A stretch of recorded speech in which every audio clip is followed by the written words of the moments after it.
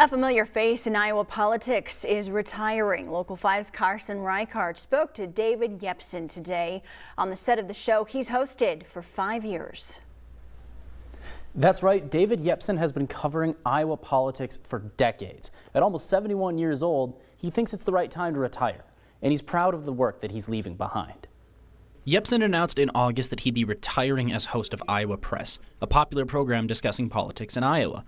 He'd been in the hosting chair since 2017, but his first appearances came much sooner, starting in the 1970s, when he was a politics reporter with the Des Moines Register. Do you have to be a chef to know the soup tastes bad? And do you have to be a farmer to be able to go to Washington and represent farm interests and the complex sort of economics and all that sort of thing? After a long career, Yepsen believes it's a good time for him to step aside. I've had a great run. I've always believed you should quit while you're ahead. It's better to leave early than to leave too late. And I've done that with every job that I've had. You stay a certain amount of time, you accomplish what you want to do. Yepsen is retiring with decades worth of experience under his belt.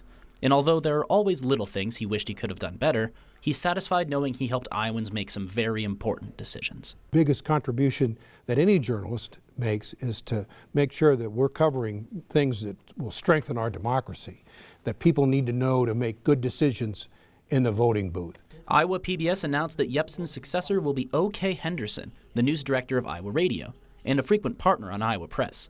He believes that she has what it takes to fill his shoes. She gets out, she understands Iowa. She grew up in Lenox, Iowa, and I grew up in Jefferson. It helps to understand the grassroots audience that we have. You put all those things together with Kay, and she's going to be a great choice.